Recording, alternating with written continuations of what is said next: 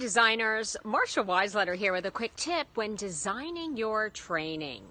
Always consider whether the practice you're designing is performance-based or non-performance-based. So what's the difference? Well, a performance-based practice requires the learner to perform the task the way it's performed back on the job and measures both skill and knowledge. Examples could be participating in a role play or solving a case study.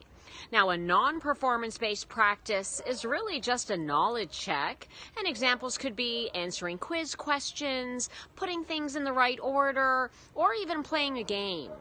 Now, we always prefer performance-based practice, but if it's not possible, consider the following options. First, still incorporate that non-performance-based practice because it's better than no practice at all.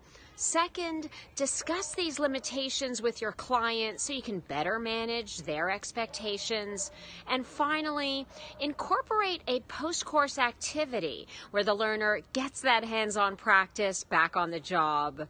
With these tips, you're going to maximize practice and manage expectations, and that is my tip of the day.